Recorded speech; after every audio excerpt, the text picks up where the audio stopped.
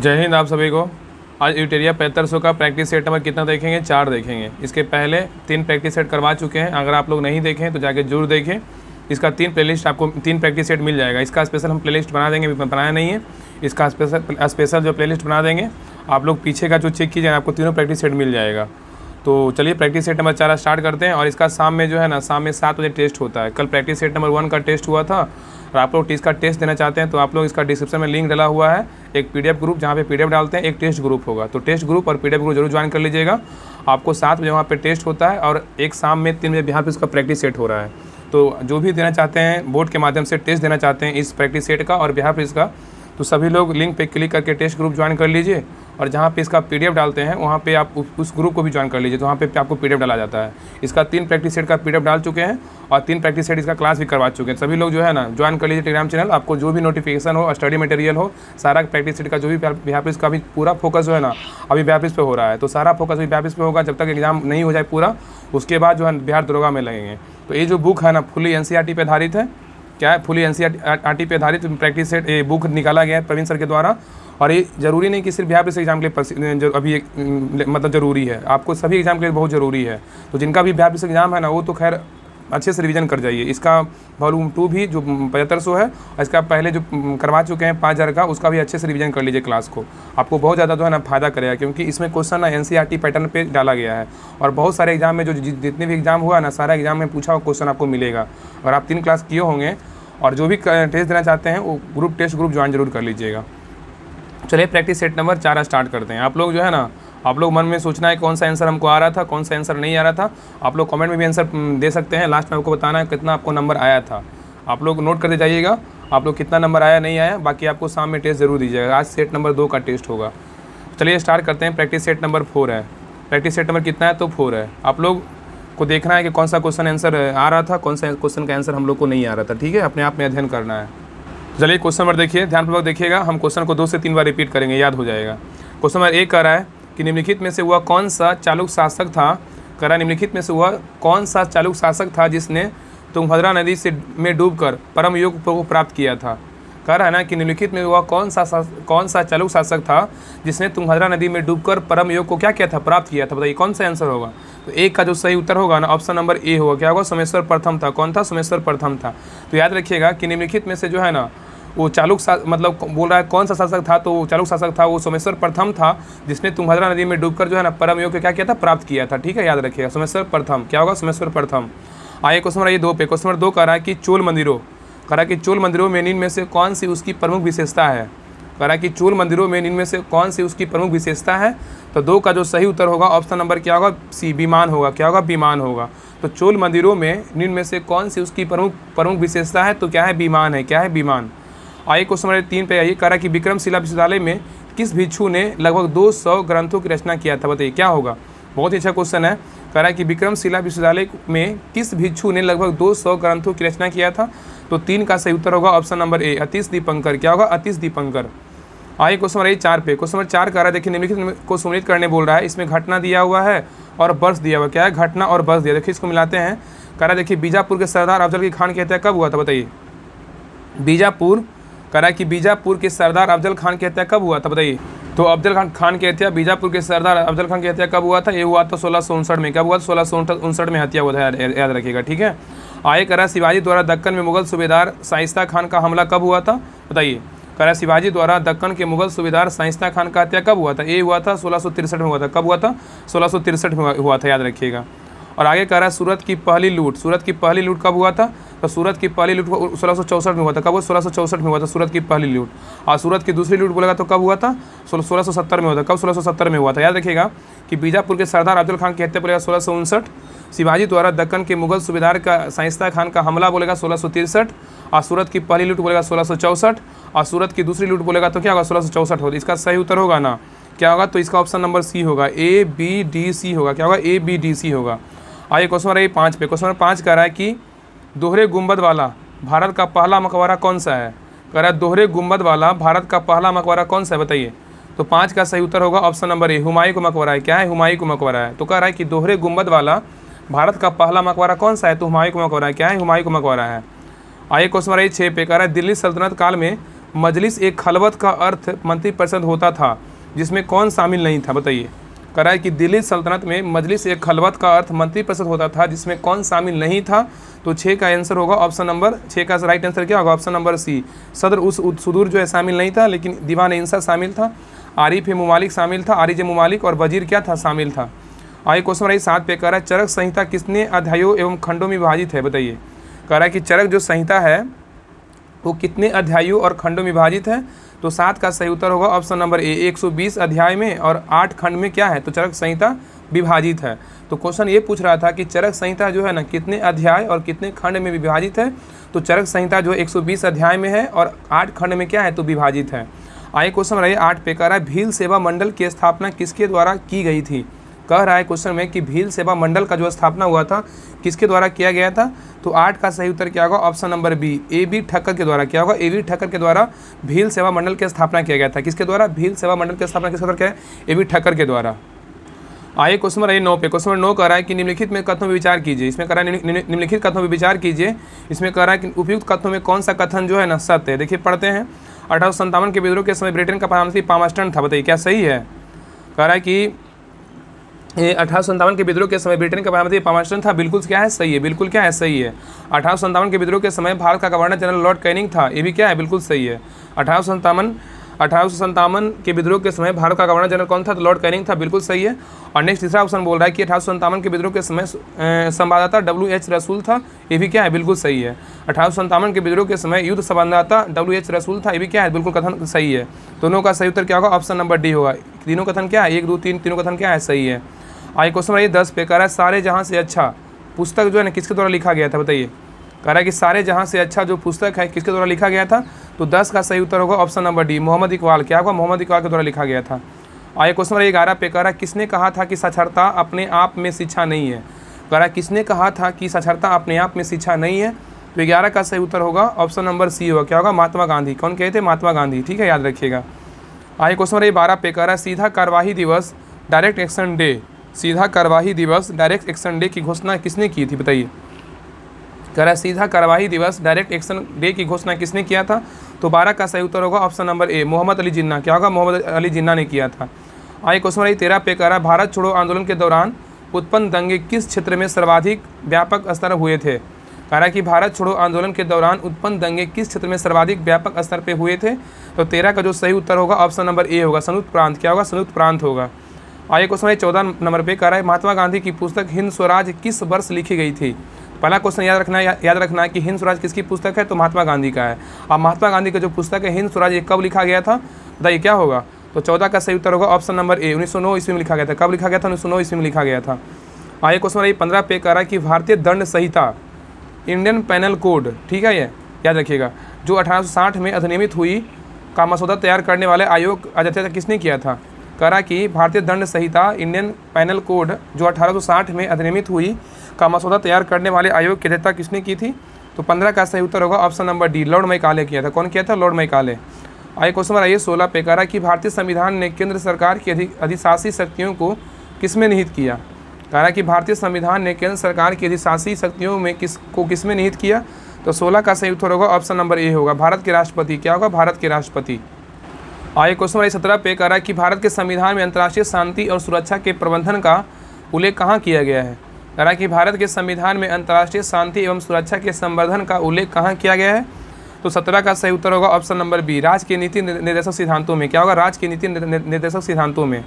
आइए question number 18 पे कह रहा है सुंगलू समिति, कह रहा सुंगलू समिति की नियुक्ति प्रधानमंत्री द्वारा क्यों की गई थी? कह रहा सुंगलू समिति की जो नियुक्ति है प्रधानमंत्री द्वारा क्यों की गई थी? बताइए किस लिए किया गया था?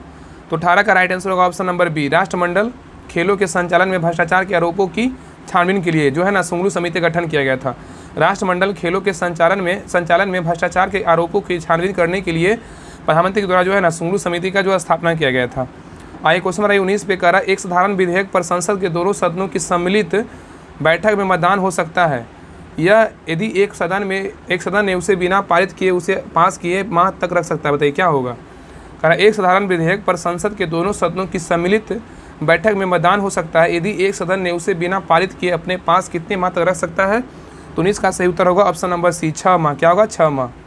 आइए क्वेश्चन नंबर 20 पे कह रहा है जनहित याचिका कह रहा है जनहित याचिका किसके द्वारा अभियोजित की जा सकती है, बताइए। कह रहा है कि जनहित याचिका जो है किसके द्वारा अभियोजित की जा सकती है, तो 20 का सही उत्तर होगा ऑप्शन नंबर ए, कोई भी व्यक्ति द्वारा नहीं। क्या है, कोई भी व्यक्ति द्वारा होगा, ठीक है। तो जनहित याचिका जो है किसके द्वारा अभियोजित किया जा सकती है, तो कोई भी व्यक्ति द्वारा किया जा सकता है। आइए क्वेश्चन नंबर 21 पे कह रहा है पंचायती राज संस्थाओं में अनुसूचित जाति जनजाति के आरक्षण की व्यवस्था किस अनुच्छेद में की गई, बताइए। कह रहा है पंचायती राज संस्थाओं में अनुसूचित जाति जनजाति के आरक्षण की व्यवस्था किस अनुच्छेद में किया गया है, तो 21 का सही उत्तर क्या होगा, 21 का सही उत्तर होगा ऑप्शन नंबर क्या होगा 21 का, तो बी होगा। अनुच्छेद 243 का डी होगा, क्या होगा, अनुच्छेद 243 का डी होगा। आइए क्वेश्चन नंबर 22 पे कह रहा है पृथ्वी के आंतरिक भाग में किस चट्टान का निर्माण अधिक ऊष्मा और दबाव के कारण होता है, बताइए। कह रहा है कि पृथ्वी के आंतरिक भाग में किस चट्टान का निर्माण अधिक ऊष्मा और दबाव के कारण होता है, तो 22 का सही उत्तर होगा ऑप्शन नंबर डी, केंद्रीय चट्टान। क्या होगा, केंद्रीय चट्टान, याद रखिएगा। आइए क्वेश्चन नंबर 23 पे कह रहा है कि भारत में कौन से महीने वापसी मानसून लौटता हुआ मानसून के मौसम के लिए जाने जाते हैं। कह रहा है कि भारत में कौन से महीने जो है ना वापसी मानसून मतलब लौटता हुआ मानसून के मौसम के लिए जाने जाते हैं, क्या होगा, तो 23 का सही उत्तर होगा ऑप्शन नंबर ए, अक्टूबर और नवंबर। क्या होगा, अक्टूबर और नवंबर में। आइए क्वेश्चन नंबर 24 पे कह रहा है कि पीर पंजाल श्रेणी अवस्थित है, बताइए किस में। कह रहा है पीर पंजाल श्रेणी अवस्थित है कहाँ, तो 24 का राइट आंसर होगा ऑप्शन नंबर ए, लघु हिमालय में है। कहाँ है, लघु हिमालय में जो है पीर पंजाल श्रेणी अवस्थित है। आइए क्वेश्चन नंबर 25 पे कह रहा है कि आम्रवर्षा एक शब्द है, क्या है, आम्रवर्षा एक क्या है, तो शब्द है जिसका उपयोग जो है ना किसके लिए किया जाता है, बताइए। कह रहा है कि आम्रवर्षा एक शब्द है जिसका उपयोग किसके लिए किया जाता है, तो 25 का सही उत्तर होगा ऑप्शन नंबर सी, मानसून पूर्व वर्षा के लिए। किसके लिए, मानसून पूर्व वर्षा के लिए। आइए क्वेश्चन नंबर 26 पे कह रहा है वह कौन सा आकाशीय पिंड है जो परिभ्रमण और परिक्रमण लगभग समान समयावधि में पूरा करता है, बताइए। कह रहा है वह कौन सा आकाशीय पिंड है जो परिभ्रमण और परिक्रमण लगभग समान अवधि में पूरा करता है, तो 26 का सही उत्तर होगा ऑप्शन नंबर डी, चंद्रमा होगा। क्या होगा, चंद्रमा होगा। क्वेश्चन नंबर 27 कर रहा है, क्वेश्चन नंबर 27 कर रहा है यदि मांस को 140 डिग्री सेल्सियस से अधिक पर पकाया जाता है तो निम्नलिखित में से कौन सी विक्रिया होती है। कह रहा है यदि मांस को जो है 140 डिग्री सेल्सियस से अधिक पर पकाया जाता है तो निम्नलिखित में से कौन सा विक्रिया होगा, तो 27 का सही उत्तर क्या होगा, ऑप्शन नंबर सी, मेलोड अभिक्रिया होगा। क्या होगा, मेलोड अभिक्रिया। कितना अच्छा क्वेश्चन है, मेलोड अभिक्रिया होगा। बहुत आप कम क्वेश्चन देखने को मिला हुआ ये क्वेश्चन। आगे देखिए कह रहा है क्वेश्चन 28 कह रहा है कि निम्नलिखित में से किस विद्युत चुम्बकीय तरंग में सबसे अधिक आवृत्ति होती है, बताइए। कह रहा है निम्नलिखित में से किस विद्युत चुम्बकीय तरंग में सबसे अधिक आवृत्ति होती है, तो 28 का सही उत्तर होगा ऑप्शन नंबर सी होगा, गामा तरंगे। क्या होगा, गामा तरंगे। आइए क्वेश्चन 29 पे ये कह रहा है निम्नलिखित में से किन तरंगों में इंद्रधनुष का निर्माण होता है, बताइए। कह रहा है कि निम्नलिखित में से किन तरंगों में जो है ना इंद्रधनुष का निर्माण होता है, तो 29 का सही उत्तर होगा ऑप्शन नंबर ए, अपवर्तन परावर्तन और प्रकीर्णन होगा। क्या होगा, अपवर्तन परावर्तन और प्रकीर्णन होगा। आइए क्वेश्चन नंबर 30 पे कह रहा है बुलेट प्रूफ जैकेट के निर्माण में आमतौर पर निम्नलिखित में से उस सिंथेटिक फाइबर का उपयोग किया जाता है, किसका, बताइए। कह रहा है कि बुलेट प्रूफ जैकेट के निर्माण में आमतौर पर निम्नलिखित में से किस सिंथेटिक फाइबर का उपयोग करते हैं, तो 30 का सही उत्तर होगा ऑप्शन नंबर डी होगा, केवलर का। किसका करते हैं, केवलर का प्रयोग करते हैं। आइए क्वेश्चन नंबर 31 पे कह रहा है कि प्रति ऊर्ध्वपातन की अभिक्रिया में किसमें परिवर्तित होता है। कह रहा है प्रति ऊर्ध्वपातन की अभिक्रिया में किसमें परिवर्तित होता है, तो 31 का सही उत्तर क्या होगा, ऑप्शन नंबर ए होगा। क्या होगा, गैस और ठोस में। क्या होगा, गैस और ठोस में।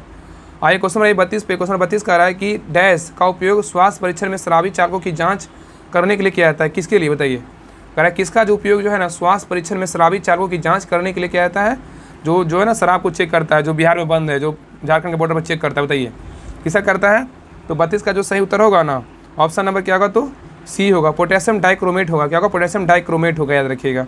तो कह रहा है कि किसका उपयोग जो है ना स्वास्थ्य परीक्षण में शराबी चालकों की जांच करने के लिए किया जाता है, तो पोटेशियम डाइक्रोमेट। आइए क्वेश्चन नंबर 33 पे कह रहा है कि ब्रूसेलोसिस नामक बीमारी किसके कारण होता है, बताइए। कह रहा है ब्रूसेलोसिस नामक बीमारी किसके कारण होती है, तो 33 का सही उत्तर होगा ऑप्शन नंबर ए, जीवाणु के द्वारा होता है। किसके द्वारा, जीवाणु के द्वारा होता है। आइए क्वेश्चन नंबर 34 पे कह रहा है एक समान वयस्क मानव शरीर में लगभग कितना ग्राम मैग्नीशियम होता है, बताइए। कह रहा है एक समान वयस्क मानव शरीर में लगभग कितना ग्राम मैग्नीशियम होता है, तो 34 का सही उत्तर होगा ऑप्शन नंबर डी, 25 ग्राम। क्या होगा, 25 ग्राम। आइए क्वेश्चन नंबर 35 पे कह रहा है सूक्ष्म जीव मृत पौधे से किसका उत्पादन करने के लिए कार्य करते हैं, बताइए। कह रहा है सूक्ष्म जीव मृत पौधे से किसका उत्पादन करने के लिए कार्य करते हैं, तो 35 का सही उत्तर क्या होगा, ऑप्शन नंबर डी होगा, ह्यूमस। क्या होगा, ह्यूमस से करते हैं, ह्यूमस का। आइए क्वेश्चन नंबर 36 पे कह रहा है अमीबा में भोजन का पाचन किसमें होता है, बताइए। अमीबा में भोजन का जो पाचन होता है किसमें होता है, तो 36 का सही उत्तर क्या होगा, ऑप्शन नंबर ए, भोजन रसधानी में होता है। किसमें होता है, भोजन रसधानी में होता है। तो अमीबा में भोजन का पाचन किसमें होता है, भोजन रसधानी में होता है। आइए क्वेश्चन नंबर 37 पे कह रहा है कि जल के पुनः अवशोषण में किस हार्मोन की भूमिका जो है ना महत्वपूर्ण होती है, बताइए। कह रहा है कि जल के पुनः अवशोषण में किस हार्मोन की भूमिका महत्वपूर्ण होती है? तो 37 का सही उत्तर होगा ऑप्शन नंबर ए, वैसोप्रीन होगा, वैसोप्रेसिसिन होगा। क्या होगा? वैसोप्रेसिसिन होगा। आइए क्वेश्चन नंबर 38 पे कह रहा है गर्भनाल में कितनी धमनियाँ पाई जाती है? बताइए। कह रहा है कि गर्भनाल में कितनी धमनियाँ पाई जाती है? तो 38 का सही उत्तर होगा ऑप्शन नंबर बी, 2 पाई जाती है। कितनी पाई जाती है? 2। तो गर्भनाल में कितनी धमनियाँ पाई जाती है? 2 पाई जाती है। कितनी पाई जाती है? 2 पाई जाती है। आइए क्वेश्चन 39 नंबर कह रहा है कि निम्नलिखित में से कौन सा मेडुला ऑब्लिगेंटा का कार्य नहीं है? बताइए। कह रहा है ना कि निम्नलिखित में से कौन सा जो है मेडुला ऑब्लिगेंटा का कार्य नहीं है? तो 39 का सही उत्तर क्या होगा? Option number D. क्या होगा? डी। पेशियों के संकुचन पर नियंत्रण करना ये कार्य नहीं है, लेकिन मेडुला ऑब्लिगेंटा का कार्य क्या क्या है? तो रक्तदाब का नियंत्रण करना ये भी इसका काम है। मेडुला ऑब्लिगेंटा का हृदय के धड़कन का नियंत्रण करना ये भी काम है। उपापचय का नियंत्रण करना ये भी क्या है? तो मेडुला ऑब्लिगेंटा का कार्य याद रखिएगा। तो ए बी सी क्या है? तो रक्तदाब का नियंत्रण करना, हृदय के धड़कन का नियंत्रण करना, उपापचय का नियंत्रण करना, ये तीनों किसका काम है? तो मेडुला ऑब्लिगेंटा का कार्य है। लेकिन पेशीय संकुचन का नियंत्रण करना ये नहीं है। ठीक है, इसका option number D is the right answer होगा। आइए क्वेश्चन आइए 40 पे कह रहा है कि ऑटो वन गुएरिके 17वीं शताब्दी में किस आविष्कार के लिए प्रसिद्ध व्यक्ति थे? बताइए। कह रहा है ऑटो वन गुएरिके 17वीं शताब्दी में किस आविष्कार के लिए प्रसिद्ध थे? तो 40 का सही उत्तर होगा ऑप्शन नंबर बी, वायु पंप। क्या होगा? वायु पंप के लिए थे। क्या किसके लिए? वायु पंप के लिए। आइए क्वेश्चन नंबर 41 पे कह रहा है कि अल्पावधि में भूमि के भिन्न किसी अन्य उत्पादन द्वारा अर्जित अधिशेष को क्या कहते हैं? कह रहा है अल्पावधि में भूमि के भिन्न किसी अन्य उत्पादन द्वारा अर्जित अधिशेष को क्या कहते हैं? तो 41 का सही उत्तर क्या होगा? ऑप्शन नंबर सी होगा, आभासी लगान कहते हैं। क्या कहते हैं? आभासी लगान कहते हैं। आइए क्वेश्चन 42 पे कह रहा है अंतर्राष्ट्रीय मुद्रा कोष निम्न में से किसका सम्मेलन की देन है? बताइए। कह रहा है अंतर्राष्ट्रीय मुद्रा कोष जो है निम्न में से किसका सम्मेलन की देन है? तो 42 का सही उत्तर क्या होगा? Option number D, Brayton would होगा। क्या होगा? ब्रेटन वुड होगा। आइए क्वेश्चन 43 पे कह रहा है कि निम्न में से किसके चिपको आंदोलन के व्यवहारिक पक्ष के रूप में जाना जाता है? बताइए। निम्न में से किसे चिपको आंदोलन के व्यवहारिक पक्ष के रूप में जानते हैं? तो 43 का राइट आंसर होगा option number C, comrade Govind Singh Rawat. क्या होगा? कॉमरेड गोविंद सिंह रावत होगा। आइए क्वेश्चन नंबर 44 पे कह रहा है कि लानोज और कंपोज लानोज और कंपोज घास किस बायोम के अंतर्गत आते हैं? बताइए। कह रहा है कि लानोज एवं कंपोज जो है किस बायोम के अंतर्गत आते हैं? तो 40 का सही उत्तर क्या होगा? ऑप्शन नंबर डी होगा, उष्ण कटिबंधीय बायोम में। क्या होता है? उष्ण कटिबंधीय बायोम में। और याद रखिएगा ना कि लानोज बोलेगा कहाँ का घास पैदा है? लानोज बोलेगा वेनेजुएला का है। कहाँ? वेनेजुएला का है, वेनेजुएला का है। और कंपोज बोलेगा कहाँ? कंपोज बोलेगा ब्राज़ील का है। कहाँ का? ब्राज़ील का है। देखिए कहाँ का है? ब्राज़ील का है। ठीक है, याद रखिएगा, इस सब पॉइंट याद रखिएगा। तो कह रहा है लानोज जो है ना, लानोज और कंपोज घास किस बायोम के अंतर्गत आते हैं? तो उष्ण कटिबंधीय बायोम के अंतर्गत आता है। आइए क्वेश्चन नंबर 45 पे कह रहा है निम्नलिखित में से कौन सा टेरेस्ट्रियल बायोम, कह रहा है कि कौन सा जो है टेरेस्ट्रियल बायोम का उदाहरण है? बताइए कौन सा है? कह रहा है निम्नलिखित में से कौन जो है टेरेस्ट्रियल बायोम का उदाहरण है? तो 45 का सही उत्तर होगा ऑप्शन नंबर ए, टाइगा है। क्या है? टाइगा। आइए क्वेश्चन नंबर 46 पे कह रहा है G20 के 18वें सम्मेलन का आदर्श वाक्य या मोटो क्या है? बताइए। कह रहा है G20 के 18वें सम्मेलन का आदर्श वाक्य या मोटो क्या है? तो 46 का सही उत्तर होगा ऑप्शन नंबर ए, एक पृथ्वी, एक परिवार और एक भविष्य होगा। ठीक है, बहुत अच्छा क्वेश्चन है। कह रहा है G20 के 18वें सम्मेलन का आदर्श वाक्य या मोटो क्या है? आदर्श वाक्य को जो है ना मोटो भी बोल सकते हैं। तो कहीं कहीं मोटो आपको देखने को मिलेगा, तो ये समझना है कि आदर्श वाक्य ही पूछ रहा है। ठीक है, तो इसका जो मोटो है एक पृथ्वी, एक परिवार और एक भविष्य है। क्या है? एक पृथ्वी, एक परिवार और क्या है? एक भविष्य है। आइए क्वेश्चन नंबर 47 पे कर रहा है। क्वेश्चन नंबर 47 कह रहा है कि मानव विकास सूचकांक HDI को निम्नलिखित में से कौन सा एक आयाम नहीं है? बताइए। कह रहा है मानव विकास सूचकांक HDI का निम्नलिखित में से कौन सा एक आयाम नहीं है? तो 47 का जो सही उत्तर होगा ऑप्शन नंबर डी होगा। क्या होगा? स्वच्छ पर्यावरण की प्राप्ति हेतु योग्यता। स्वच्छ पर्यावरण की प्राप्ति हेतु क्या है? योग्यता है। आइए क्वेश्चन नंबर 48 पे कह रहा है कि गहन जिला कृषि कार्यक्रम IADP को किस वर्ष प्रारंभ किया गया था? बताइए। कह रहा है गहन जिला कृषि कार्यक्रम IADP को किस वर्ष प्रारंभ किया गया था? तो 48 का सही उत्तर होगा ऑप्शन नंबर ए, 1960-61 में किया गया था। याद रखिएगा। आइए क्वेश्चन आइए सेकेंड लास्ट क्वेश्चन कह रहा है कि क्षेत्रीय ग्रामीण बैंक की कुल पूंजी में राज्य सरकार का हिस्सा कितना है? बताइए। कह रहा है क्षेत्रीय ग्रामीण बैंक को कुल पूंजी में राज्य सरकार का हिस्सा कितना है? तो 49 का सही उत्तर होगा ऑप्शन नंबर बी, 15% है। क्या है? 15% है। आइए क्वेश्चन आइए 50 पे कह रहा है कि निम्नलिखित में से कौन सा संरक्षित क्षेत्र कावेरी बेसिन में स्थित है? बताइए। कह रहा है कि निम्नलिखित में से जो है ना कौन सा संरक्षित क्षेत्र कावेरी बेसिन में स्थित है? नीचे दिए गए कूट का प्रयोग जो है ना सही उत्तर का चयन कीजिए। ठीक है, देखिए इसमें बोल रहा है संरक्षित क्षेत्र में जो है ना कावेरी बेसिन में कौन स्थित है? तो पहला देखिए क्या कर रहा है, नागरहोल राष्ट्रीय उद्यान बिल्कुल है, स्थित है। और दूसरा क्या है, पापीकोंडा राष्ट्रीय उद्यान क्या है? ये नहीं है। और सतमंगलम बाघ आरक्षित क्षेत्र का है, ये है। और वायनाड वन्य अभयारण्य का ये भी है, ये भी दो है ना, 1 1 3 4 है, 1 3 और 4 है, ठीक है। तो इसका राइट आंसर होगा ऑप्शन नंबर 50 का सी होगा, ठीक है। यहाँ पे याद रखने वाला बात याद रखिएगा कि यहाँ पे तो कह रहा था ना संरक्षित क्षेत्र कावेरी बेसिन में स्थित कौन कौन था, तो नागरहोल राष्ट्रीय उद्यान था, सतमंगलम था और क्या था, वायनाड था। याद रखिए इस सब राष्ट्रीय उद्यान कहाँ कहाँ है, देखिए इसको देखते हैं। यहाँ पे पूछेगा कि नागरहोल राष्ट्रीय उद्यान कहाँ है, तो ये कर्नाटक में है। कहाँ स्थित है, कर्नाटक में। याद रखिए ये कहाँ है, तो कर्नाटक में। एक जो है ना राष्ट्रीय उद्यान भी आ सकता है एग्जाम में, इसलिए राष्ट्रीय उद्यान को याद रखिएगा। बाकी इसका PDF हम डाल देंगे। और पापीकोंडा बोलेगा तो कहाँ है, पापीकोंडा बोलेगा तो कहाँ है, पापीकोंडा राष्ट्रीय उद्यान बोलेगा तो, पापीकोंडा बोलेगा तो क्या होगा, आंध्र प्रदेश होगा। क्या होगा, आंध्र प्रदेश। याद रखिएगा क्या होगा, आंध्र प्रदेश में स्थित है। पापीकोंडा बोलेगा तो आंध्र प्रदेश में स्थित है। और सतमंगलम बोलेगा तो कहाँ है, तमिलनाडु में। कहाँ है, तमिलनाडु में स्थित है, तमिलनाडु में। याद रखिए तमिलनाडु में स्थित है सतमंगलम। और वायनाड बोलेगा तो कहाँ है ना, वायनाड बोलेगा तो केरल में स्थित है। याद रखिएगा तो नागरहोल कर्नाटक, पापीकोंडा आंध्र प्रदेश, सतमंगलम तमिलनाडु, वायनाड बोलेगा तो केरल में है। इसका राइट आंसर क्या था, ऑप्शन नंबर सी था। अब देखिए नोट्स पे आइए, नोट्स दिया हुआ है, हर सेट के पीछे नोट्स रहता है। स्मरणीय तथ्य है, देखिए कह रहा कृषि का प्रथम साक्ष्य प्राप्त हुआ था कहाँ से, तो मेहरगढ़ से हुआ था। कहाँ से हुआ था, मेहरगढ़ से। याद रखिएगा कृषि का जो प्रथम साक्ष्य प्राप्त हुआ था कहाँ से हुआ था, मेहरगढ़ से हुआ था। और चावल का प्राचीनतम साक्ष्य प्राप्त हुआ था कहाँ से, तो कोल्डिवा से हुआ था। कहाँ से हुआ था, कोल्डिवा से हुआ था। ये जो ये क्वेश्चन जो है ना, ये सेट नंबर 1, 2 और 3 और 4 का, इस सब का ना देख लीजिएगा। इससे क्वेश्चन एक ना आ सकता है कि कौन सा अवशेष कहाँ से मिला है, ये सारा इसी में दिया हुआ है ही है। 1 से लेकर 4-5 सेट तक होगा, तो सारा अच्छे से पढ़ लीजिएगा और याद कर लीजिएगा अच्छे से। और बाकी कल इसका जो है ना कट करके भेजे थे टेलीग्राम चैनल पे, इसका डेली जो है ना जो 7500 है, इसका जो नोट्स रहता है उसको हम अलग से आपको बना करके आपको भेजेंगे टेलीग्राम चैनल पे। उससे क्या होगा, आपने सेव कर लीजिएगा गैलरी में, आप उसको रिवीजन के तौर पे ना आपको बार बार पढ़ सकते हैं, ठीक है। क्योंकि नोट्स में ना बहुत सारा क्वेश्चन आपको देखने को मिलता है, तो आपको नोट्स में बहुत सारा आपको सीखने को मिलेगा। इसलिए इसका कल हम प्रैक्टिस सेट नंबर 1 का भेजे थे, आज प्रैक्टिस सेट नंबर 2 का भेजेंगे। इसका अलग अलग आपको करके भेजेंगे, तो इसलिए आपको याद करने में आसानी होगा। क्या देखें, चावल का प्रथम साक्ष्य बोलेगा तो कहाँ, कोल्डिवा से मिला था। अब आग का आविष्कार बोलेगा किस काल में हुआ, पूरा पाषाण काल में हुआ, ठीक है। पूरा पाषाण काल में। आग का आविष्कार किस काल में हुआ, पूरा पाषाण काल में हुआ है। अब पहिए का आविष्कार किस काल में हुआ, नवपाषाण काल में हुआ। कहाँ हुआ, नवपाषाण काल में हुआ है। अब मानव द्वारा सर्वप्रथम प्रयुक्त अनाज बोलेगा तो कौन था, जौ या यव था। क्या था, जौ या यव।